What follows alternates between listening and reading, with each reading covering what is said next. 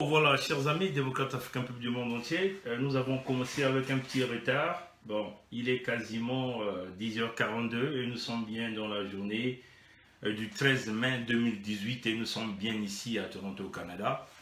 Initialement, nous avons pensé qu'on devait faire ce direct à midi, mais malheureusement, on s'est trompé parce que il y a des activités des enfants, donc il est question aussi de prendre en considération les activités de la famille. C'est cela aussi la responsabilité que nous avons. Voilà, donc nous avons donc pensé de ramener notre direct à 10h30. Malheureusement, nous avons commencé avec quelques minutes de retard. Et nous avons déjà aussi fait la modification sur l'annonce que nous avons eu à faire sur la publication Facebook. Voilà. Chers amis, nous allons parler spécialement de deux sujets. Le tout premier, c'est la condamnation du général Jean-Marie Michel Mokoko. Nous allons repartir un peu dans les conditions de cette condamnation. Hein, c'est ce qui est très important, dans les conditions de cette condamnation.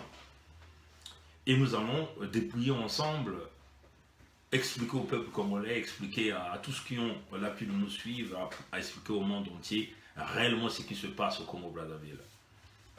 Et puis éventuellement nous allons parler en quelques lignes sur la déclaration des évêques au Congo.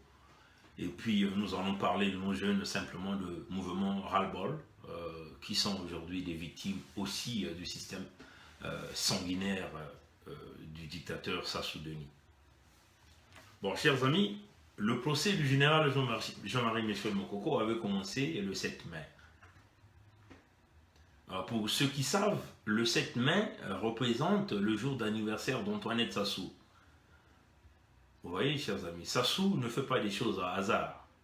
En réalité, le procès, le début, la journée d'ouverture du procès de Mokoko, c'est Sassou qui se décide simplement de donner la tête de Mokoko à sa justice, à sa guise, en pensant humilier le général Jean-Marie Michel Mokoko. Pour ceux qui lisent l'histoire biblique, ils se rendront compte que le roi Hérode avait donné la tête de Jean-Baptiste comme cadeau à sa femme. Vous voyez, chers amis. Et donc, Sassou a fait la même chose en essayant de choisir cette journée du 7 mai, jour d'anniversaire de sa femme Antoinette. Et Sassou a simplement fait comme le roi Hérode, qui consiste à simplement donner la tête de Jean-Baptiste, mener la tête comme le cadeau à sa femme. Éventuellement, c'est aussi cela que Sassou a fait, donner le cadeau à Antoinette, le cadeau que Sassou a offert, c'est le procès Mokoko, que nous savons déjà les tenants et les aboutissants de ce procès. Revenons sur les accusations.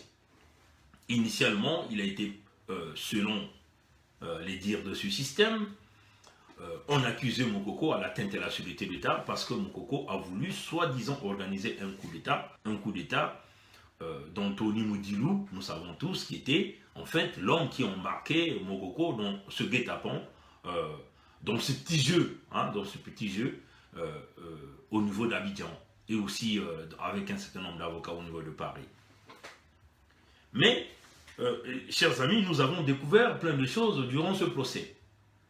Premièrement, nous avons remarqué que l'attitude du général Mokoko qui consistait à mener son mutisme était très appréciée parce que nous connaissons déjà ce qui se disait. Nous nous souvenons, bien avant cela, il y a des compatriotes qui sont venus avec plusieurs publications. Nous faisons état du procès Mokoko. Certains compatriotes ont même déjà eu à faire des publications pour nous dire que Mokoko va être associé au pasteur Ntoumi afin de chercher de le condamner, que Mokoko Ntoumi voulait faire un coup d'État. En réalité, nous sommes bien arrivés là. Mais à ce jour, à ce que nous savons, même Mokoko lui-même, selon la confrontation qu'on a eu à faire avec les dires de Moudilou, Tony Moudilou, l'affaire qui était en cours, c'est cette fameuse accusation de coup d'État de 2007, un coup d'État qui n'avait jamais vu le jour, il faut le dire comme ça. Et que Sassou est au courant de la chose et a eu même à envoyer Mokoko dans d'autres missions, éventuellement cette mission des Nations Unies au niveau de la République centrafricaine. Donc nous pensons que si Mokoko devait être condamné pour cette affaire, que d'ailleurs Tony Modilou avait bandit un dossier dans lequel il disait voici le dossier de Modilou et de Mokoko, ce dossier était vide parce que il y a déjà des compatriotes qui sont venus nous apporter des parallèles qui existaient entre le coup d'État qui devait se faire contre le président Laurent Gbagbo en Côte d'Ivoire par IB et avec un certain nombre de mercenaires français. Et il y a des compatriotes qui sont venus avec un décryptage complet pour nous démontrer que c'était du copier-coller qu'on voulait simplement accoler au général Jean-Marie Michel Mokoko. Mais chers amis, ce qui est plus intéressant, c'est d'ailleurs de remarquer l'attitude de ce monsieur qu'on appelait Atipo Etou Eli, qui s'est présenté en tant qu'enquêteur. Enquêteur. D'ailleurs, si nous essayons de voir, je crois, le deuxième ou troisième jour du procès, ce monsieur, on l'a cherché d'abord dans la salle et il s'est présenté après. Et en fin de compte, dire que à ce stade, sa hiérarchie lui demande de ne pas témoigner. Mais si vous repartez encore dans ces messages audio, vous vous rendez compte que celui qui se dit procureur de la République, procureur général, Michel Onyangue, a eu à dire au monsieur que vous êtes en train d'appeler président, mais moi je l'appelle Oba, c'est cela, monsieur Oba, voilà, moi je l'appelle Oba parce que je n'ai aucun respect pour ces gens-là. Si vous faites affaire aux gens qui ne respectent pas la dignité des Congolais, ça ne sert pas que nous aussi nous pouvons respecter ces gens. Donc je vais donc appeler ces gens-là par leur nom, par Oba, voilà. Donc Oba, Michel Onyangue a bien précisé à Oba qu'il avait fait une demande au ministère, c'est pas de la sécurité, au ministère de la Défense, pour demander qu'on puisse mettre à leur disponibilité, à leur disposition, le chef d'état-major général et éventuellement ce fameux Atipo Etou Eli. Donc vous voyez que ces gens-là étaient déjà à la disposition de cette cour de Yokrasi que nous appelons, voilà, que nous appelons comme ça, étaient déjà à la disposition de cette cour. Mais Atipo était bien dans cette salle. Quand on l'a cherché, on a quasiment, ça a passé un petit silence de quasiment 5 minutes, et on voit Atipo apparaître, simplement dire que il a reçu des instructions fermes de sa hiérarchie, il ne pouvait pas s'intervenir à ce moment. Et au même moment, vous avez donc vu Michel Onyangue dire que non, il n'y a pas de question de ne pas dire que vous n'allez pas répondre, il faut répondre aux questions parce que vous êtes là pour ça. Nous avons demandé l'autorisation. Donc vous voyez qu'il y a déjà contradiction dans les dires, puisque si celui qui s'est dit procureur général, parce qu'il ne faut pas déjà le dire procureur général, nous ici, dans cette présentation, nous allons l'appeler le procurant général. Voilà, le procurant général, s'il a reçu l'autorisation du ministère de la Défense, qui devait donc mettre à la disposition le chef d'état-major général Blanchard Okoye et puis Atipo, et que Atipo arrive à la cour qui détient le pouvoir en ce moment, puisqu'ils sont sous la direction de la cour, et la cour laisse échapper Atipo ce même jour, alors là il y a un problème. Mais vous avez vu que Atipo a été secouru par Oba, celui que nous pouvons appeler ici le juge, vous voyez,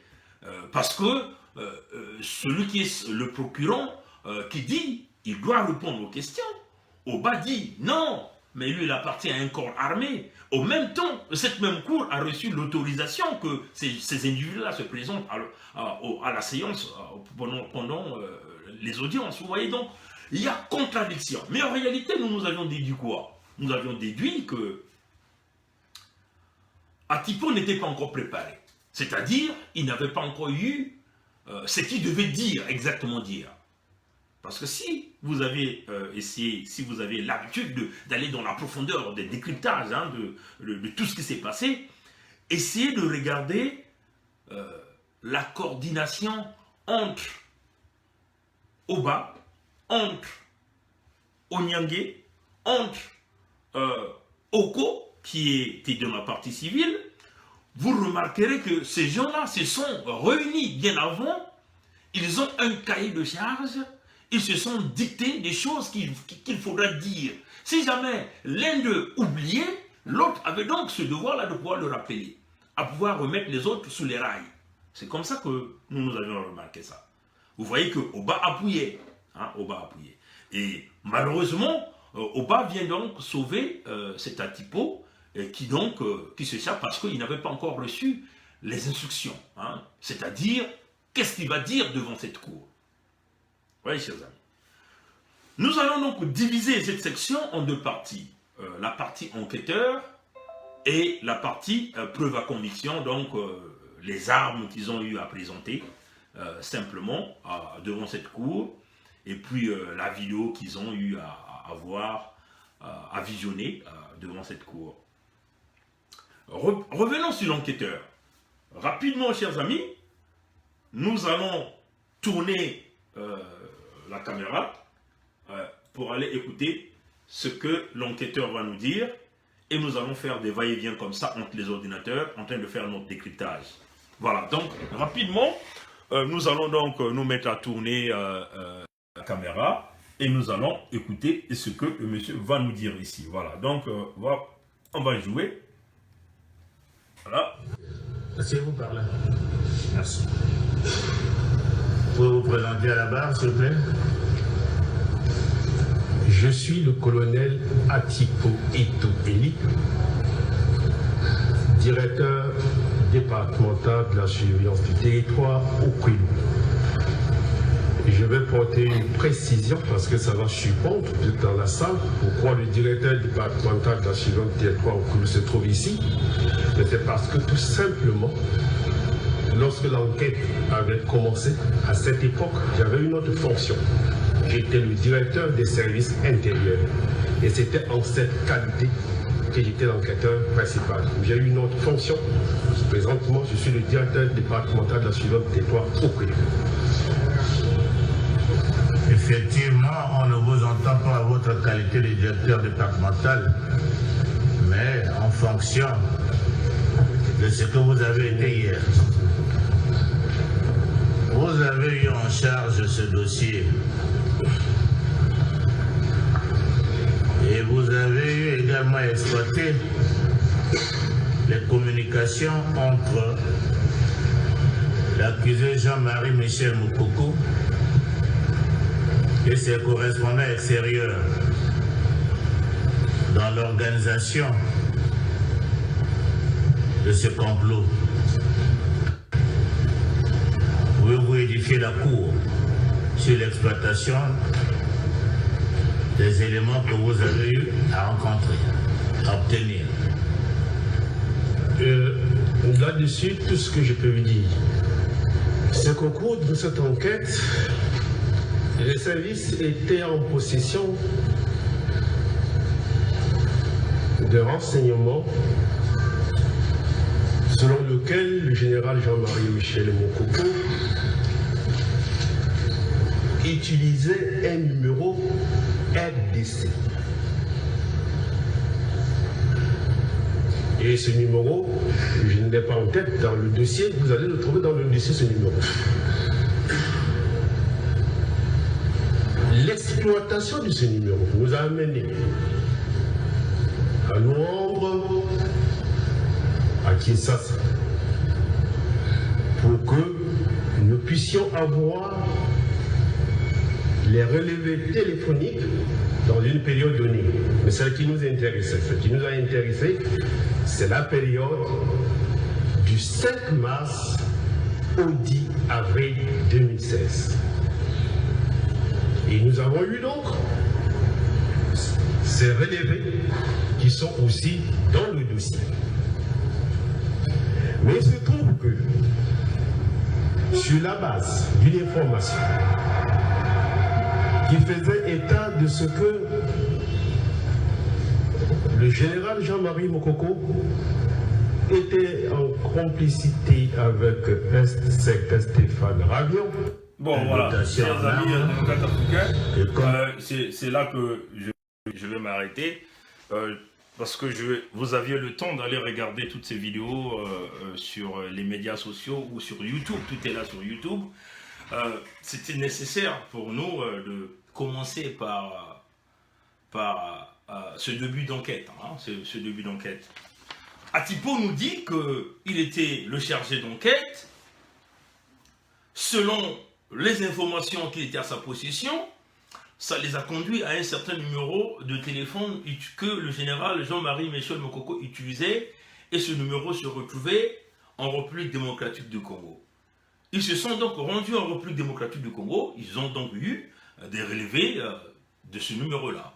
Simplement, ce qui les intéressait, c'est la période du 5 mars au 10 avril 2017. Chers amis, revenons un peu dans le côté investigation de la chose.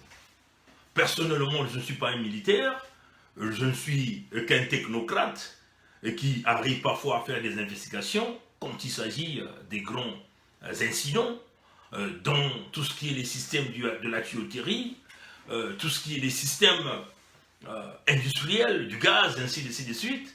Nous pensons que, étant un designer, la première des choses, quand on joue le rôle de l'enquêteur, on essaie de regarder le design, la conception de ce système. Pour essayer de regarder, est-ce que le défaut qui a causé donc cet incident, qui a entraîné la mort d'hommes, ou encore qui a blessé des individus, ou du matériel, ou des dégâts, est lié à la conception, est lié au design, on peut le dire comme ça.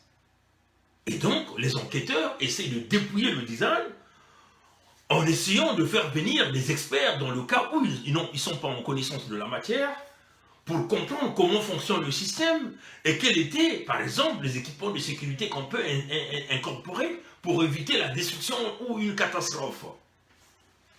Mais, chers amis, ce que nous remarquons ici, c'est quoi? Nous faisons affaire à la sécurité intérieure du pays. Ceux-là qui sont censés protéger le Congo. Ils suspectent un individu. Donc, le général Mokoko est suspecté. Leur service de renseignement leur conduit à un numéro de téléphone. N'est-ce pas, chers amis? Et ce numéro se retrouve en République démocratique du Congo. Donc, ils ont quand même eu le courage d'aller en République démocratique du Congo. Mais, ce qui est curieux, c'est que ils se sont simplement intéressés au relevé de la période allant du 5 mars au 10 avril 2017. Chose curieuse, parce que nous savons que, étant un investigateur, vous avez suspecté un individu de faire un coup d'État contre votre chef d'État, donc à l'intégrité de la nation.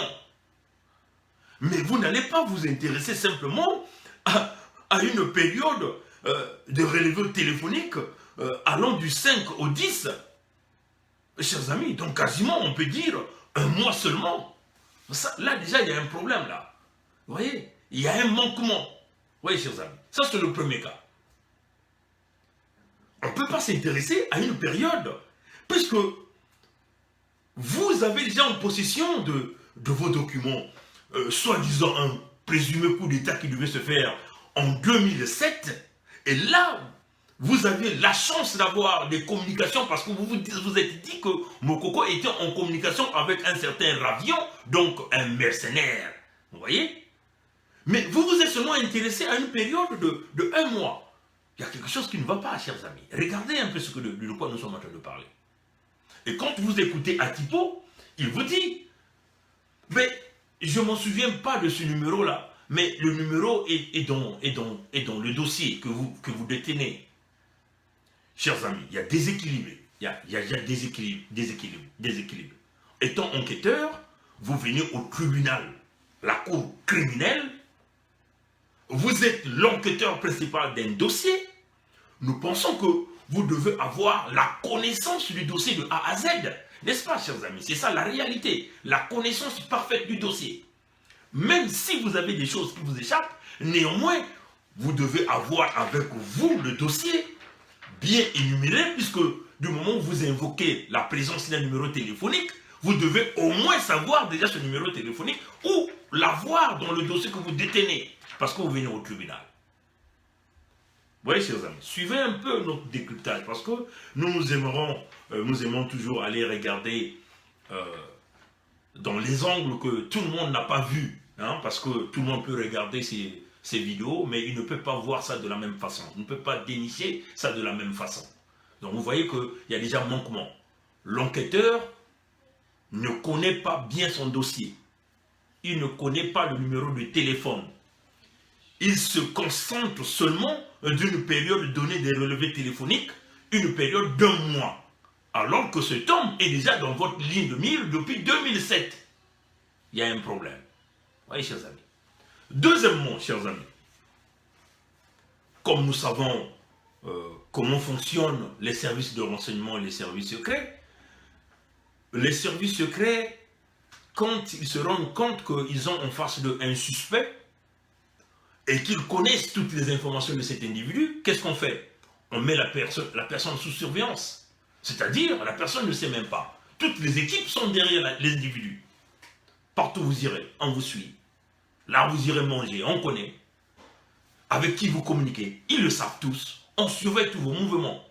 Ce qui est curieux, chers amis, c'est que Atipo, avec tout le service de renseignement de la DGST du Congo-Brazzaville, connaissant que Moukoko est en communication avec des suspects, donc des mercenaires qui vont venir faire le coup d'État au Congo, et qu'ils savent que Moukoko communique avec ces gens-là à travers ce numéro parce qu'ils avaient eu des relevés, mais ils n'étaient pas capables de mettre ce numéro sur l'écoute.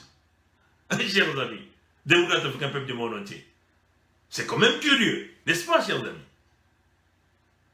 Nous pensons qu'un pays sérieux, une entreprise sérieuse qui veut faire des enquêtes sur son employé, doit mettre le téléphone de l'employé sur l'écoute. C'est cela, chers amis. On ne le dit pas, et ça se fait. Là, les services de renseignement, les services secrets du Congo, suspectant le général Jean-Marie Michel Moukoko, connaissant son numéro de téléphone, savant qu'il est en communication avec le Gabon, mais on mettait quoi? Le téléphone de Moukoko sur l'écoute, pour enregistrer toutes les communications. N'est-ce pas, chers amis? Et ce sont ces communications que les enquêteurs devaient présenter au tribunal comme preuve à conviction, pour pouvoir essayer de condamner le général Moukoko, parce qu'au moins tout le monde aurait écouté sa voix dans ses communications. Alors, chers amis, tout ce que Atipo a dit, Atipo ne nous présente aucune preuve de communication, ni de relevé dont on nous fait parler, n'a jamais été présenté en public. Parce que nous sommes là au procès criminel. Si ces gens-là ont eu la chance de visionner la vidéo de 2007, une vidéo qu'on a touchée pour essayer d'accuser le général Moukoko, mais nous pensons que si ces gens-là avaient en réalité une preuve à conviction des communications, ces gens-là devaient les présenter à cette cour, n'est-ce pas, chers amis? Pour clouer le général Moukoko, pour clouer la diaspora qui est derrière le général Moukoko, pour clouer les Congolais qui sont derrière le général Moukoko. C'est cela, chers amis. Mais ce que nous avons remarqué, rien n'a été présenté. Donc vous voyez que, chers amis, nous faisons affaire à un enquêteur qui n'est pas un enquêteur. Nous faisons affaire à des amateurs qui, ici, avaient simplement un objectif, celui de faire une mascarade de procès et d'essayer de condamner le général Moukoko. Ça, c'est le premier point. Ça, c'est parmi les points.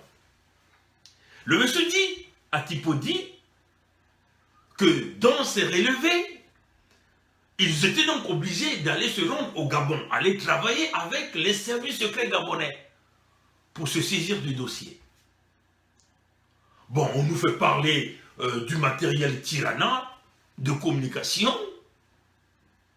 Mais, chers amis, si un individu au Gabon veut acheter ce matériel de communication, qu'est-ce que ça va faire avec un Moukoko qui est là au Congo? C'est quoi la communication directe entre un individu français, je ne sais pas qui veut acheter du matériel emmené au Gabon, avec ce qui se passe au Congo? Nous voyons que l'enquêteur là, que tout le monde a misé, hein, que Dominique Okemba a misé, parce qu'il faut le dire que tout ce que Atipo est venu dire est sorti d'un petit bureau des amateurs, hein, de Ndengue François, de Obara Philippe, de Okemba Dominique, et éventuellement vous aviez des exécutants comme Oba, comme Onyangé, comme Oko, et voilà, des exécutants qui viennent simplement faire un projet pour essayer d'humilier Mokoko. Vous voyez, chers amis. Maintenant, chers amis, regardons l'autre côté de la figure. Vous voyez que les services des renseignements de la protection du territoire congolais sont au courant qu'un coup d'État veut se faire par le général Jean-Marie Michel Mokoko et qui utilise un téléphone de la République démocratique du Congo et ses partenaires sont au Gabon, chers amis, démocrates africains du monde entier. Vous voyez que nous faisons affaire à 3 pays et vous encore, la France, parce qu'il y a des citoyens français qui sont impliqués, qui sont des mercenaires. Donc vous voyez qu'il y a déjà 4 pays qui sont impliqués. Connaissant le système Sassou, nous pensons que tout le système de communication devait mettre ces gens-là sur un rayon d'écoute. Ravion devait être suivi, devait être écouté. Les communications de Ravion devaient être transmises à cette cour pour que cette cour puisse le faire écouter. On peut le dire aux jurés, on peut le dire à tous ceux qui sont venus parce que l'objectif de cette cour, c'est de clouer Mokoko en public. Vous voyez, chers amis. Mais cela n'a pas été fait. Cela n'a pas été fait. Deuxièmement, Atipo nous dit que un certain Ravion et Fayol ont donc eu à déposer des armes à la frontière au Gabon. Et Atipo ne connaît même plus le village ou la ville que les armes ont été déposées. Et à la fin, il se ressaisit pour nous donner un nom. Bon, la question que nous nous posons, ces armes qui ont été déposées, est-ce que ça a été déposé pour que ça puisse servir au général Mokoko? Et quelle était en réalité l'implication des services gabonais, des services de sécurité du Gabon dans cette affaire? Nous pensons que dans un procès criminel comme celui-là, il devait y avoir des gens qui devaient venir sur du Gabon pour venir témoigner, des gens qu'on appelait pour venir témoigner, comme un peu ce que nous sommes en train de regarder avec le procès Gbagbo à la Cour pénale internationale de justice. Des gens viennent de partout pour venir témoigner, vous voyez, chers amis. Mais ces armes qui ont été déposées quelque part au Gabon, mais il n'y a pas de preuve, chers amis. On nous parle d'un rapport, mais qui a rédigé ce PV, ce procès verbal-là? Mais c'est bien sûr, c'est toujours Atipo qui ne connaît pas bien son dossier. Vous voyez, chers amis. Et ce qui est encore curieux, c'est que même le relevé qu'on nous a mentionné ici, que le même Ravion, Stéphane Ravion, qui est rentré en contact avec Ntoumi, a aussi contacté le général Mokoko, on ne nous a jamais présenté ce relevé téléphonique ici, chers amis. Et encore, surtout, les conversations vocales, parce que ça c'est plus important, ce sont des pièces à conviction. Le suspect, il est là, il faut le traiter, il faut le suivre, il faut prendre toutes les preuves nécessaires pour pouvoir le clouer devant le tribunal. Mais tout ça, chers amis, ça n'a jamais été prouvé. Bon, encore, ce qui est très grave, c'est que ce contexte qui consistait à vouloir essayer de connecter le général Mokoko à Ntoumi, mais ça c'était vraiment une manœuvre que moi j'ai pensé, que nous ici nous avions pensé que c'était tellement bête, parce que si Ntoumi était en train de préparer un coup d'État avec le général Mokoko, nous ne comprenons pas pourquoi vous allez donc amnistier Ntoumi, parce que vous êtes allé signer des accords avec Ntoumi. Nous ne comprenons pas que vous devez donc partir amnistier Ntoumi, premièrement. Deuxièmement, vous aviez permis de dédouaner, vous voyez, les voitures de Ntoumi qui se retrouvaient au port de Pointe-Noire. Vous voyez, chers amis, comprenez un peu ce que nous sommes en train de dire. Si on veut vouloir connecter Mokoko, Ntoumi et Stéphane Ravion, que cela devait faire un coup d'État au Congo, mais nous ne comprenons pas dans quelle mesure on veut vouloir, premièrement, on va amnistier un qui est Ntoumi par un accord, un simple accord de cesser le feu, vous voyez, chers amis. celui qui est son complice va donc demeurer condamné. Vous allez donc dédouaner les 4x4 de Ntoumi qui se retrouvaient au port de Pointe-Noire pour essayer de crucifier Mokoko. Vous voyez, chers amis, là, il y a un problème parce qu'en voulant faire cette connexion, nous ne comprenons pas quelle est cette manœuvre que ces gens-là voulaient faire ici. Vous voyez, chers amis. Donc, démocrates africains, peuple du monde entier, une façon de vous dire que le procès Mokoko était un procès de mascarade, un procès de montage. Maintenant, revenons sur cette affaire des armes. Quand on essaie d'écouter le général Okoye, qui est le chef d'état-major général, nous allons d'abord l'écouter, chers amis, parce que ça c'est très nécessaire. C'est très nécessaire.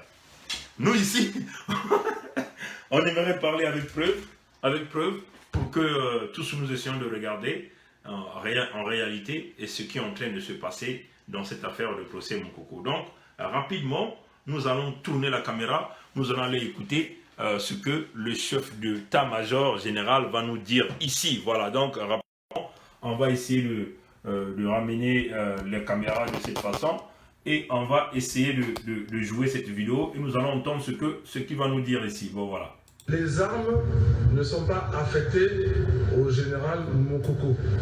Les armes sont affectées au personnel de la garde. Et parmi les personnels de la garde du général Mokoko, une enquête est en cours, certains sont déserteurs. Donc c'est ceux-là qui sont responsables des armes qu'on leur a dotées pour garder le général Mokoko dans le cas où on dote des armes.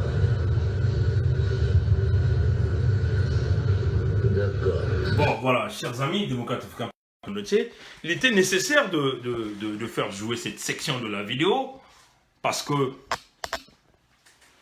c'est très important pour ceux qui n'ont pas suivi ce procès. Vous avez entendu, là c'est le chef d'état-major général qui est en train de parler. On va vous parler de deux choses.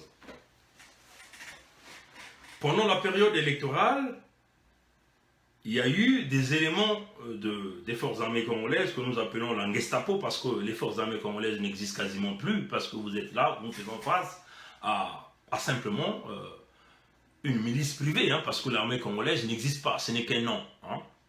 Tout le monde travaille à la guise d'un nom, travaille pour un nom, pour une famille, pour un clan. Pendant la période électorale, il y a des éléments de protection qui ont été attribués à tous les candidats.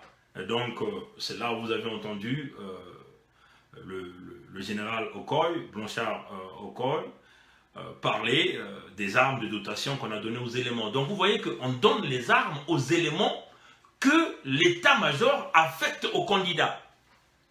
Suivez bien cette différence. On ne donne pas les armes au général Mokoko. On donne les armes aux éléments qui sont affectés. Donc, ce n'est pas Mokoko qui fait même ce choix-là. Ce n'est pas le général Mokoko qui fait le choix des éléments qui doivent assurer sa sécurité. Parce que c'est dicté par l'état-major. Et quand ces éléments viennent pour la sécurité de Mokoko, ils viennent avec leur dotation. Que ce soit les armes, que ce soit les munitions, les chargeurs et tout ça, dont le procès s'est expliqué. Pour ceux qui veulent aller regarder cette vidéo, en tout cas vous allez trouver que procès politique du général Jean-Marie Michel Mokoko, prenez le troisième jour. C'est le troisième jour qui est très intéressant. Donc vous allez le regarder, parce que le quatrième jour, c'est le jour de la condamnation que nous ne pouvons pas trop s'occuper, parce que nous pensons que c'est une condamnation purement et simplement politique. Vous voyez, chers amis. Donc, le général, qui est le chef d'état-major général, si vous essayez de regarder son intervention, ce monsieur a été un homme honnête, hein, selon moi, hein, dans ses explications. Parce que vous allez regarder que Oba, Onyangue, Oko ont essayé tous, de vouloir pousser le chef d'état-major à vouloir dire des informations qui ne sont pas justes.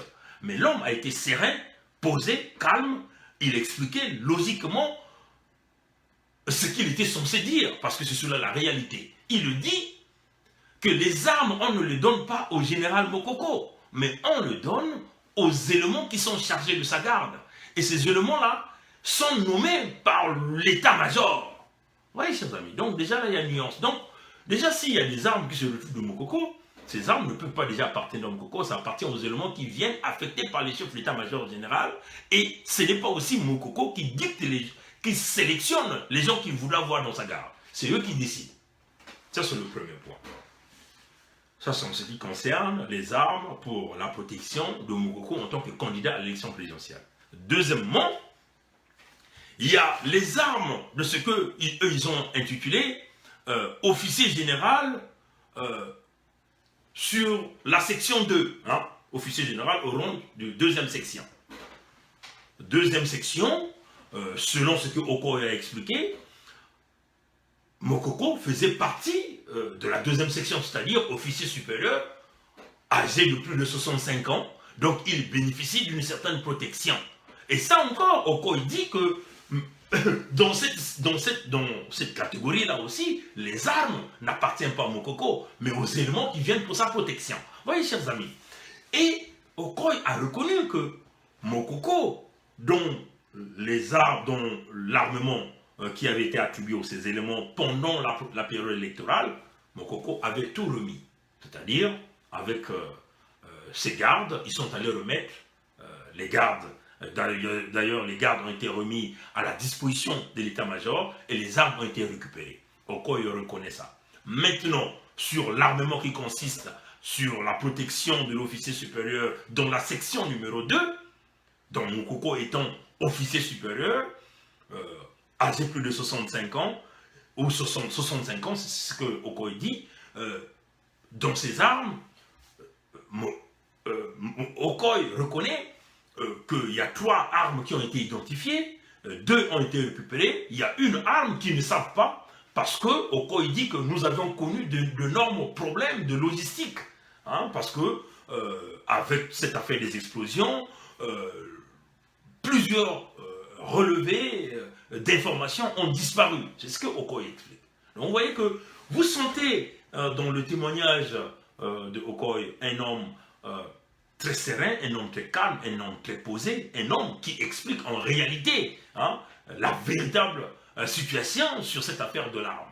Mais, chers amis démocrates africains du monde entier, ce que nous avions remarqué, toutes les armes qu'on a présentées à la cour, vous voyez que tout le monde qui a porté ces armes ne portait pas leurs gants. Et ce qui est curieux, c'est que Oba, celui qui jouait le rôle de juge, ne s'est pas mis en réalité à questionner quelle était réellement l'origine de ces armes. Il n'a jamais, en aucun moment, demandé des relevés d'enquêtes approfondies sur l'origine de ces armes. Qu'est-ce que nous entendons parler des enquêtes approfondies? Ben, on allait tout simplement demander les empreintes. Est-ce qu'on a eu à prendre les empreintes? Non, ça n'a pas été fait. Vous voyez? Donc les gens qui apportent les armes viennent déjà suyer ce qu'eux ils ont appelé les éléments de preuve. Ils viennent déjà suyer ces éléments de preuve. Donc nous pouvons considérer que en réalité, rien ne démontre que ces armes revenaient du général Mokoko. Parce qu'on nous prouve en aucunement que nous avions eu à faire des relevés, à faire l'identification. Nous nous sommes rendus compte qu'il y a eu tant d'empreintes. Et ces empreintes relèvent des individus qui portent du nom du général Mokoko ou des autres individus. Ça n'a jamais été expliqué. Parce que c'est quand même curieux qu'on nous présente toutes ces armes et que d'ailleurs les éléments qui les emmènent ne portent pas des gants. Et nous pouvons simplement déduire que même Oba, qui jouait le rôle de juge, connaissait en réalité l'origine parce qu'il était incapable de poser des véritables questions pour chercher à savoir en réalité l'identité de ces armes. Mais en réalité, ils ont simplement passé le temps en nous apportant ce qu'ils ont appelé un expert qui a fait son tiakou, donc son perroquet, pour nous expliquer le rôle de chaque type d'arme, de quoi cette arme est capable de faire. Oui, chers amis. Mais en réalité, ce que ces gens-là devaient censés faire, c'est une fois qu'ils avaient les armes à leur possession, mais ils devaient donc faire venir de l'expertise, en dépouiller les armes, On cherchait à savoir par le numéro de série de l'arme où est-ce que cette arme provenait. Par le numéro de série des munitions, on pouvait savoir ces munitions revenaient d'où. Ça a été fabriqué dans quel pays? Parce que tout est fait dans tout ce qui est balistique. Donc on vous dirait, on devrait simplement vous dire, ces armes ont été achetées à telle date, à telle période, à tel endroit, ça a été fabriqué, et ainsi de suite. Et nous avons retrouvé des empreintes de tels individus sur ça. Mais cette cour ne vous démontre rien, absolument rien, absolument rien. Et vous voyez que le manquement dans la connaissance de la chose publique, dans le domaine judiciaire, personnellement, nous avons trouvé qu'au bar qui se dit juge, nous pensons qu'il est nul. Au Nyangé qui se dit procureur général, nous pensons qu'il est nul. Et Oko qui se dit avocat partie civile, nous pensons qu'il est nul. Et nous voyons aussi Devilé qui se dit avocat partie civile de Sassou, nous disons qu'ils sont tous des nuls. Vous voyez? Donc en réalité, chers amis, comme nous venons de vous le dire, le 7 mai représentait l'anniversaire d'Antoinette Sassou. Vous venez là de comprendre que Sassou voulait simplement donner la tête de Mokoko en trophée, en cadeau à sa femme, comme d'ailleurs le roi Hérode a donné la tête de Jean-Baptiste à sa femme comme cadeau. Vous voyez, chers amis, donc c'est cela, chers amis, parce que si vous voyez, l'homme ne fait pas des choses au hasard, il ne fait pas des choses au hasard. Et Sassou calcule toujours les moments. Tout ce que Sassou fait est calculé, les dates, tout cela est calculé, chers amis, démocrates africains, peuple du monde entier. Vous voyez, donc, sur ce procès Mokoko, nous avons déduit que si nous essayons de regarder la cacophonie dans la coordination de vouloir apporter des accusations sur Mokoko, nous nous sommes rendus compte qu'en réalité, donc, il y a eu 2 coups d'État que Mokoko préparait. Le coup d'État de 2007, dont Tony Moudilou est impliqué, et puis un autre coup d'État qu'on nous fait miroiter au mois de 2016 entre Mokoko, Ntoumi et ce Français au nom de Stéphane Ravion. Vous voyez, chers amis. Mais en réalité, vous pouvez comprendre, chers amis démocrates africains, tout cela, ça faisait partie tout simplement d'un montage. En réalité, ce qu'il faut reconnaître, que Mokoko a été victime d'un complot international, un complot bien monté par nos amis français. C'est ça la réalité. Si aujourd'hui Sassou se retrouve en position de force pour essayer de condamner Mokoko, pour essayer de prendre Mokoko comme prendre Mokoko et essayer d'humilier Mokoko, mais en réalité, Sassou le fait avec le support de la France. Déjà là, nous avons tous vu l'article publié par Brazza News qui nous raconte comment l'ambassadeur de France s'est introduit dans cette affaire, l'ambassadeur de France au Congo qui parlait au nom de Sassou, qui était l'avocat de Sassou, pour essayer de convaincre Mokoko, essayer d'exfiltrer Mokoko du Congo. Mais Mokoko avait dit non. Et là encore, il y a des informations qui circulent que le général Mokoko avait pris la peine de tout enregistrer, vous voyez, les communications, ce que l'ambassadeur de France a voulu le convaincre forcément pour que Mokoko sorte de là, pour que Sassou continue à demeurer comme chef d'État alors qu'il n'avait eu que 8%. Vous voyez, chers amis. Donc, vous voyez que la France est de beaucoup, le malheur de Congo part beaucoup de la France. Si un ambassadeur français se permette de venir essayer d'extirper Mokoko, d'exfiltrer Mokoko, de rentrer dans l'affaire, ça veut seulement dire que la France a participé dans le complot qui consistait à Sassou de pouvoir changer les résultats de l'élection présidentielle. C'est ça la réalité, chers amis. C'est ce que vous devez comprendre, ce que le monde doit comprendre. C'est ce que les Congolais doivent comprendre, que c'est la France qui a demandé à Sassou de changer les résultats de l'élection présidentielle, de condamner tous ces leaders politiques que nous avons, de continuer à maintenir Paulin Makaya en prison. C'est cela, ça fait partie des stratégies simplement de la France. Et déjà, nous demandons simplement, nous voulons dire ici aux avocats du général Mokoko, tout message audio que vous avez, nous en tant que peuple congolais, nous ne voulons pas que vous passiez à des négociations avec la France. On ne peut pas passer aux négociations. Nous vous demandons de mettre ces messages audio en public, de le mettre en ligne, pour démontrer de plus en plus aux yeux du monde entier quel est réellement le rôle que la France est en train de jouer dans nos États africains. Non simplement dans le pillage des minéraux, mais aussi dans la destruction des vies de nos citoyens. Donc, il ne s'agit pas ici d'essayer de négocier et puis essayer de trouver une formule qu'on est en train de nous faire miroiter. Oui, le 14 août, Sassou va faire va passer un message à la nation de l'Ocratie, parce qu'il faut le dire qu'il ne va pas passer la nation au peuple congolais, parce que le peuple congolais là, a rejeté Sassou. Le message de la nation en tant que qui? Tu n'es pas le chef de l'État de ce pays. C'est ce que tu dois mettre dans ta tête, Sassou Denis. C'est ça la réalité. Vous voyez? Donc bon, il va condamner tout ce monde, il va condamner tous ces leaders politiques, et puis venir avec un plan d'amnistie au mois d'août. Parce que simplement, on veut vouloir sauvegarder l'identité de la France, l'honneur de la France, parce que c'est la France qui a envoyé son ambassadeur en personne pour essayer de persuader Mokoko que Mokoko quitte le pays. Non, chers amis, nous demandons aux avocats de Mokoko, et nous, en tant que peuple congolais, nous vous le demandons, si vous n'avez pas le courage de mettre ce message audio en ligne, envoyez-nous ce message audio, nous mettrons ce message audio en ligne tout de suite. Il n'y a pas de passer à matin, midi, soir à des négociations. Les négociations, ça aboutirait à quoi?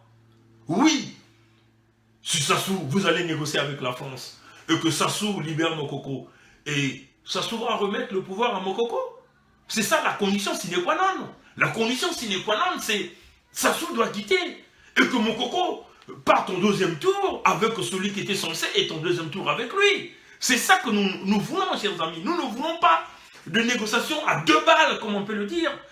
Vos négociations, et c'est cela que nous sommes en train de dire aux avocats de Mokoko. Vous aviez ce message audio, publiez-nous ce message audio. On n'a pas envie de la négociation avec la France. Et que Sassou se prenne encore les ailes pour dire que voilà, il a amnistié les prisonniers politiques, qu'il a donné un pardon. Ça serait un déshonneur pour le général Mokoko, on vous le dit, aux avocats de Mokoko. Ça ne sera pas à l'honneur de Mokoko. Ça sera un déshonneur, parce que vous donnerez encore des points à Sassou Denis. Alors tout le monde sait que celui qui a brisé le Congo, celui qui a pillé l'économie du Congo, et vous voulez passer aux négociations.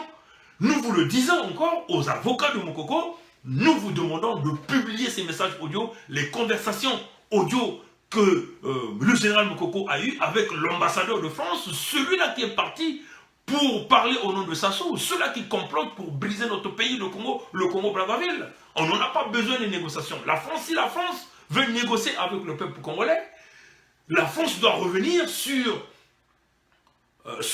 une véritable base de négociation avec le peuple, et non des politiques d'exclusion de la jeunesse qui ont en train d'empirer notre pays, de briser notre pays, et d'envoyer notre pays à l'hécatombe avec un criminel et un dictateur. Nous nous disons non à ces politiques qui consistent à briser nos États pour les intérêts d'une famille et d'un clan. Pendant ce temps, vos entreprises Total et aussi l'entreprise italienne Eni est énormément impliquée dans des magouilles économiques avec le même criminel Sassou. Vous voyez, chers amis. Donc, nous le disons clair et net, allez-y dire à Maître Tricot, si c'est lui qui a ce message audio, de nous envoyer, nous allons le publier. Et nous vous le demandons. Il n'y aura pas de négociation ni avec les gens de Mokoko, avec la France, ni avec Sassou, avec les gens de la France. Il nous faut publier ces messages audio pour démontrer encore aux yeux du monde entier que des politiciens français sont des pauvres types. Parce que c'est inimaginable, des gens meurent, un nombre. Oui, chers amis, c'est ce que nous avons l'habitude de vous dire. Regardez comment ils ont ratissé le département du pôle. Et là, le peuple congolais a déjà oublié que Sassou a ratissé le département du pôle. Parce que Sassou nous embrouille dans un procès Mokoko qui ne censait pas être là. Oui, chers amis. Sassou a brisé des populations. Sassou a éradiqué tout un département. Et donc, la personne ici qui a créé l'atteinte à la sûreté de l'État, c'est Sassou. Ce n'est pas Mokoko. La personne qui a volé l'économie du Congo, ce sont les membres de la famille Sassou. C'est eux qui ont créé l'atteinte à la sûreté de l'État parce qu'ils ont pillé tout le bien de ce pays. Ils ont pillé toutes les économies de ce pays. C'est cela la réalité.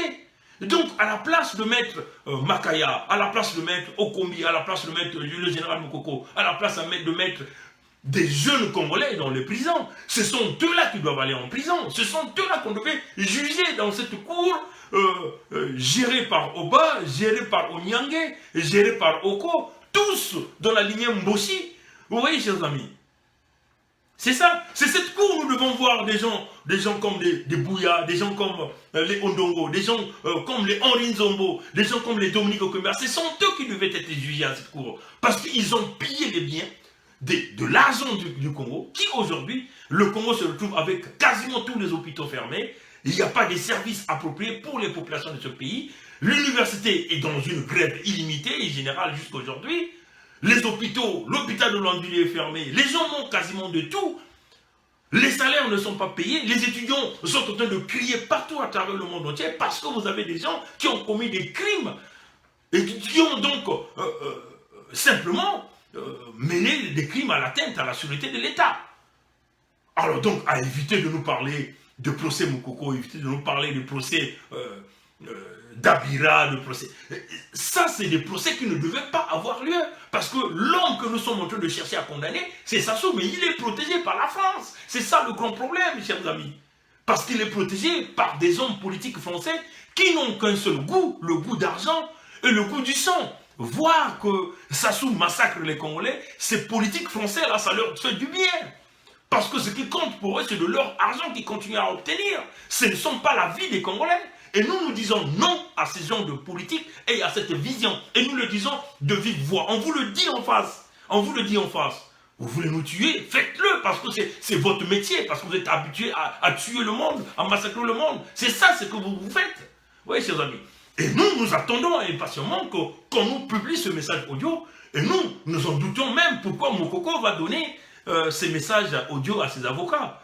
Parce que nous nous disons qu'on ne peut pas compter sur des avocats français à un certain moment. C'est ça la réalité, chers amis. C'est ça la réalité. S'il y a des duplications sur ces messages audio, nous demandons de mettre ces messages en ligne. C'est ça que nous attendons dans les heures qui vont suivre. Vous voyez, chers amis, c'est ça la réalité, chers amis démocrates africains, peuple du monde entier, peuple du Congo-Brazzaville. Le pays est pris en otage par une minorité qui est en train de briser tous les cadres de ce pays, et que nous, en tant que peuple, nous sommes là debout en train de regarder, nous sommes dans nos égos personnels de division, des accusations inutiles. Là encore, ce matin, je venais de lire une accusation qui n'a pas de sens, pour dire, voilà, Marc Mapingo va aller prendre 46 000 €. Mais écoutez, chers amis démocrates africains, arrêtez avec ces manipulations. Vous le savez, que ces manipulations viennent encore dans tous ces petits groupes qui sont derrière une petite mission de cette affaire de conférence internationale. Mais on vous dit qu'il n'y aura pas de conférence internationale, chers amis. Vous êtes en train de continuer à rêver. Vous continuez à rêver, chers amis. Si la France envoie son ambassadeur au Congo-Brazzaville pour essayer de persuader Moukoko, la France couvre tous les crimes économiques que ça soit commis au Congo-Brazzaville. La France qui veut vouloir sauver Sassou en lui proposant 135 millions d'euros. Vous croyez que la France là va accepter que vous ayez votre conférence internationale? Mais vous êtes en train de rêver, chers amis. Arrêtez donc de venir essayer de salir les Congolais inutilement. Pensez plutôt comment déboulonner Sassou. Et on vous dit, pour déboulonner Sassou, il faut la force militaire.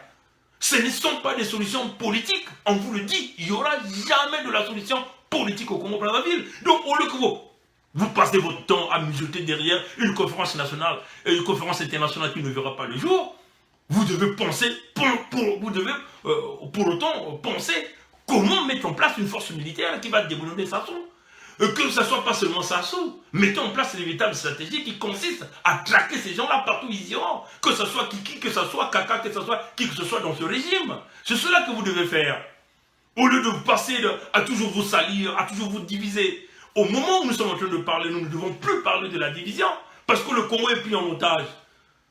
Et la conférence internationale ne verra jamais le jour. Chers amis, soyez plus intelligents que ça.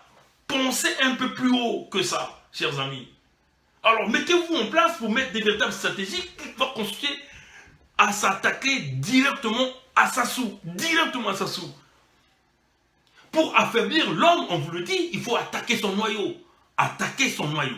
Le noyau doit être attaqué. C'est-à-dire quand Sassou se rend compte que les membres de son noyau commencent à tomber, c'est là où il prendra réellement conscience que oui, le Congolais est arrivé à un niveau élevé jusqu'à vouloir m'atteindre.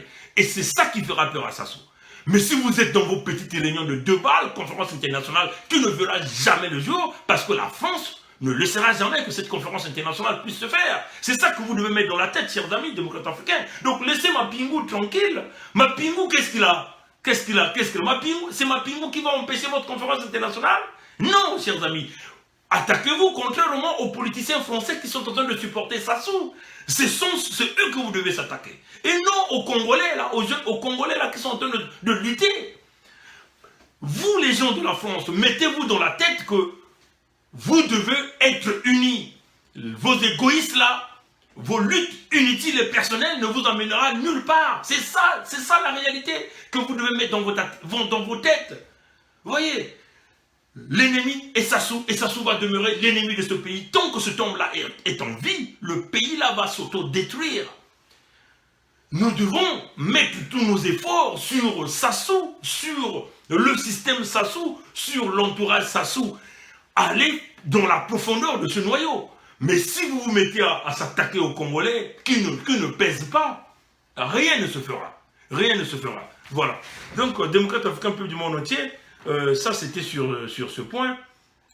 Mais nous, on aimerait aussi vous parler de cette affaire des évêques, la déclaration des évêques. Vous voyez, c'est très nécessaire que nous en parlons, des évêques. Donc rapidement, nous allons simplement chercher cette information. Et puis nous allons... Les évêques, bon, c'est très bien. On ne peut pas condamner aujourd'hui, si les évêques comprennent qu'il faut revenir à la raison, revenir vers le peuple congolais. C'est très apprécié. C'est très apprécié. Mais... ce que nous voulons simplement dire aux évêques, que, premièrement, vous devez aussi reconnaître votre rôle dans la déstabilisation du pays. C'est ça, chers amis. Aujourd'hui, les évêques ne vont pas nous dire que, bon, c'est seulement maintenant qu'ils ont vu le danger du Congo. Les évêques ont accompagné Sassou dans le plan de la destruction. On va vous le prouver tout à l'heure, chers amis. C'est ça la réalité. Hein? C'est ça la réalité. Les évêques ont accompagné Sassou. Partout où Sassou est parti, Sassou est parti avec des évêques. Les évêques ont honoré Sassou dans tout le coin, à tout moment, quasiment. Vous regardez cette photo-là, où là nous sommes devant la basilique de Sainte-Anne au Congo, là. Et juste à Poto-Poto, là. Et là, vous voyez quoi? Tout ça sont des évêques congolais, avec soi-disant le représentant du pape qui était venu du Vatican, le secrétaire général du Vatican. Et vous êtes là, l'homme en train de sourire avec l'église. C'est ça le grand problème. C'est ça la réalité. L'église a joué un grand rôle dans la déstabilisation du Congo. Et si aujourd'hui l'église s'engage réellement à faire partie de Sassou, il faut que ça soit vraiment dans le vrai. Il faut que ça soit vraiment dans le vrai. Ou simplement l'église se rend compte qu'il y a du monde dans les églises, mais à la fin, les collectes, ça donne rien. Ça donne rien, parce que la crise a frappé tout un Congolais. L'église n'arrive plus à fonctionner, à subvenir à ses besoins, et que le Vatican n'arrive plus à recevoir sa part du gâteau revenant des fidèles du Congo-Brazzaville. Et c'est ça qui pousse aujourd'hui les évêques à reconnaître qu'il y a maintenant la crise. Mais pendant tout ce temps que ça soit en train de massacrer, qu'est-ce que les évêques ont fait? Un seul évêque a essayé d'apporter la contradiction. Celui de Portela. Mais vous voyez que lui Portela était tout simplement tout de suite, on l'a demandé de fermer sa bouche. Voilà pourquoi vous avez vu le secrétaire général du Vatican venir à Brazzaville honorer le démon en personne qui est Sassou Denis. Et ils sont là en face de vous. Et c'est ça la réalité, chers amis démocrates africains, peuple du entier. Quand nous lisons des choses, nous ne les disons pas au hasard. C'est ça la réalité ici. Vous voyez, chers amis? Vous voyez? Donc si aujourd'hui l'Église prend ses responsabilités, l'Église doit réellement prendre ses responsabilités. Ouais. On a dit, c'est ça qu'on avait dit, hein. Prenons Milandou, là, l'archevêque Milandou, qui part même s'attaquer simplement aux citoyens de Poule, aux mamans qui sont meurtries, aux papas qui sont meurtris, aux jeunes qui sont dans le désespoir. Il y a des parents qui ne peuvent même plus voir leur enfant parce qu'ils ne savent même plus où se trouve leur enfant, simplement massacré par Sassou Nguesso. Il arrive simplement à leur dire, dites à votre enfant de ne pas s'associer à Ntoumi. Mais les jeunes du Poule, là, ils se sont défendus, comme d'ailleurs nous sommes en train de nous défendre contre un régime criminel et dictatorial, un régime qui tue, qui détruit. Regardez le procès Moukoko aujourd'hui, c'est tout le monde en parle. Et ça montre que le Congo a été mis à nu. Tous les médias en ont parlé, même la Radio-Canada a parlé de l'affaire Moukoko. Et ça est là, l'affaire Moukoko. Oui, chers amis. Donc, aujourd'hui, les Milandou, oui, vous êtes là, mais vous êtes les premiers à travailler avec Sassou. L'église catholique, elle est grandement ouverte à ces criminels, les fêtes d'anniversaire. Ils sont grandement ouvertes à ces criminels. Mais à un certain moment, l'église doit prendre sa part de responsabilité. Même si l'église ne rejette personne, mais il y a un certain nombre de choses qu'on peut dire non. On en a marre. Le même individu qui tue les évêques, mais c'est ça la réalité. Le même individu qui tue les évêques au Congo. La plupart de Monseigneur qui meurent au Congo. Monseigneur au Congo, ça c'est encore un exemple palpable qui démontre la gravité de cet homme qui tue jusque dans l'église.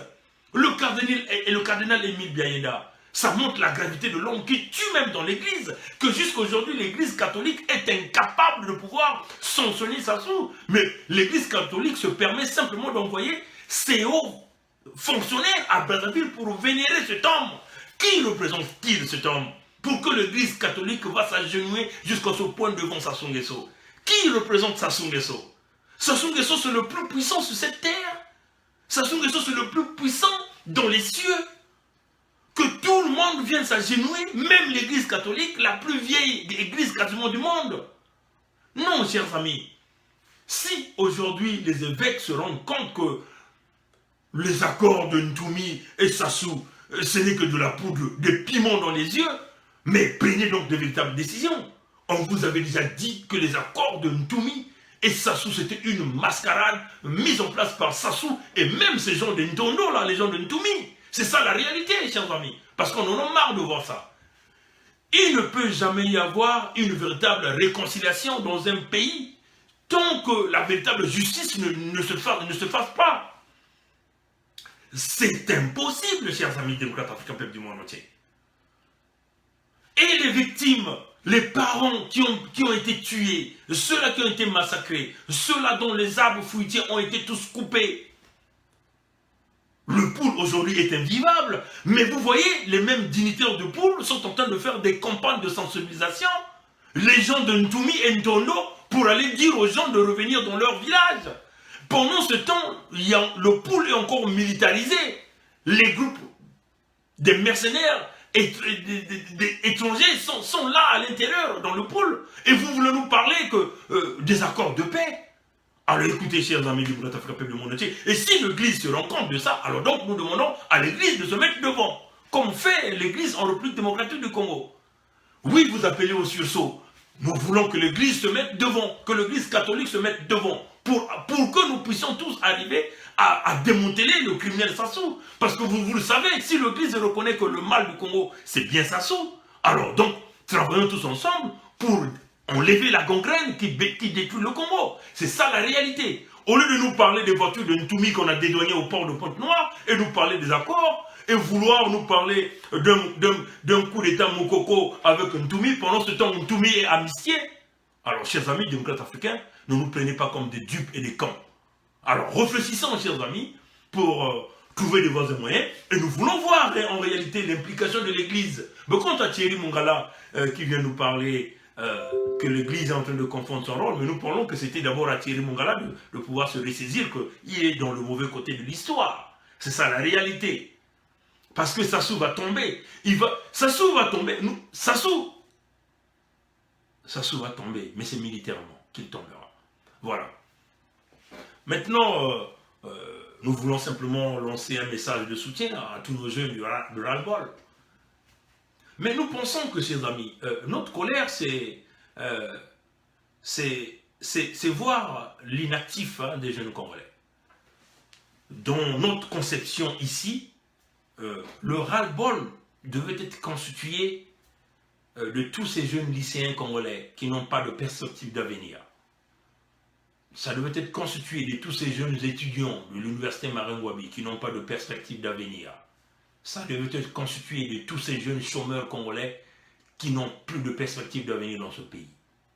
Malheureusement, ce que nous remarquons que le mouvement ras-le-bol, c'est simplement un petit groupe de jeunes courageux, ces jeunes-là qui ont compris en réalité qu'il faut se battre pour libérer le Congo. Mais où sont ces autres étudiants-là, les élèves de la 5e, de la 6e jusqu'en classe terminale? Ils sont où?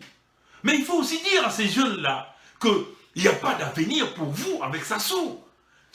Même si aujourd'hui, tu peux être le plus brillant étudiant, il n'y a pas d'avenir au Congo avec Sassou. Tous ces jeunes des lycées, de l'école primaire, de l'université Maringouabi, des institutions privées, vous tous, vous devez être ras-le-bol. C'est ça la réalité, chers amis. Vous tous, vous devez être indignés. Parce que, chers amis, les 14 000 milliards de l'argent du Congo, tout l'argent du Congo se retrouve dans le clan d'Ngeso. Vous n'avez plus rien. Ils sont en train de fermer les écoles, les universités, pour vous empêcher de voir l'avenir, pour que vous soyez toujours des esclaves. Ces gens-là sont des négriers, chers amis, à la couleur noire. Pour vous êtes des esclaves, vous, ces jeunes Congolais-là. Alors, pourquoi ce mouvement de ras-le-bol doit se limiter à une vingtaine de jeunes, à une trentaine de jeunes? C'est tout. Toi qui es le chômeur congolais, tu dois être dans le ras-le-bol. Et toi qui va à l'école, tu dois être dans le ras-le-bol. C'est cela la réalité. Toi-même, toi le retraité congolais, tu dois être dans le ras-le-bol, chers amis. C'est ça la réalité. Alors, mettez-vous ensemble pour déstabiliser Sassou. La seule façon, chers amis, on vous dit toujours, hein, là encore, on va vous donner une astuce. Vous voyez, la base totale, là, la base totale et la base ENI, ça représente les points de chute des Sassou. Si les jeunes Congolais sont intelligents, on vous le dit en face parce que on vous l'a dit tellement dans des milieux reculés, vous n'êtes pas capable de le faire. Prenez en otage la base totale, la base ENI, prenez en otage Ndieno. C'est fini, vous arrêtez la production pétrolière. C'est ça la réalité. Et Sassou sait qu'il ne peut pas aller tirer une balle à la base totale ou la base ENI. Parce qu'il y a tellement de produits chimiques explosifs et qui sont stockés là. Ces produits-là servent à la production pétrolière. Il suffit que Sassou tire une balle. Ces bases-là vont prendre feu. Et c'est la chute de Sassou. C'est ça la réalité, chers amis. C'est des multimilliards de dollars qui sont stockés dans ces bases. Et ça représente les points de chute de Sassou. Alors, si vous êtes intelligent, jeunes Congolais, toute la ville de Pointe-Noire se met à occuper la base totale, se met à occuper la base ENI, se met à occuper la base, se met à occuper Ndieno. Dans les 10 minutes qui suivent, ça se tombe. Si vous voulez le faire pacifiquement, bien sûr. Mais tant que vous ne arrêtez pas la production pétrolière, au moment où ça se compte sur le baril de pétrole, qui est tablé à plus de 60 $. Là, hier, nous avons publié le baril de pétrole est parti à 70 et 65 $, à 70,60 $. Alors, chers amis, et les Américains ont prédit l'augmentation du baril de pétrole jusqu'à 110 $ d'ici l'année 2019. Alors, chers amis, tant que le baril de pétrole continue à grimper, ce temps va continuer à se cantonner dans ce pays et vous allez continuer à demeurer dans la misère. C'est maintenant ou jamais, où il est en train de juger les prisonniers politiques, que vous devez vous lever en tant qu'un peuple uni pour arrêter une fois le régime criminel et dictatorial de Brazzaville. Mais nous voulons dire au peuple congolais, l'aide ne venait de l'extérieur que si seulement si vous-même vous êtes motivé. Nous avons tous entendu le membre du Congrès américain qui a parlé de cette affaire de jeunes ras-le-bol, que d'ailleurs que nous demandons simplement de les libérer. Vous voyez, chers amis. Mais, ce que nous entendons dans les couloirs, two things Sassou Nguesso must do. Either resign or dead for all. C'est ça la réalité. Mais, peuple congolais, la balle est d'abord dans votre côté. Sassou ne pourra jamais tirer une balle parce que les bases totales et ENI ont d'énormes quantités de produits chimiques, des produits explosifs. Si Sassou tire une balle là-bas, c'est exploser ces bases et c'est arrêter la production en total. Vous avez là les astuces pour arrêter la production en total et ENI. Et chers amis, exploitez ce chemin pour que nous arrivions à obtenir le départ de Sassou. Nous ne sommes pas contre Total, contre Eni. Nous ne sommes pas contre les Français, parce qu'il ne faut pas qu'on essaie de nous classifier comme des xénophobes. Nous ne le sommes pas. Nous sommes en train de lutter contre tout cela qui tue le peuple congolais. Nous sommes en train de lutter contre tout cela qui vole l'argent du peuple congolais. Et nous serons toujours contre les politiques des gens qui tuent, des gens qui volent. C'est ça la réalité. Et nous encourageons énormément ceux-là qui veulent venir aider les Congolais à déboulonner le régime criminel, parce que par le procès de Moukoko, ça a démontré déjà aux yeux du monde entier que nous faisons face à une prison à ciel ouvert au Congo-Brazzaville, et que Sassou Nguesso c'est véritablement un assassin, un criminel, un dictateur, et que nous savons que pour éradiquer le dictateur, ce n'est pas avec un dialogue, mais c'est avec les forces, avec l'équilibre de forces militaires. Alors, peuple congolais, travaillons ensemble pour que nous puissions arriver à l'objectif. Que Dieu nous garde, que Dieu nous bénisse. Merci à tous qui ont suivi la vidéo, prière de la partager.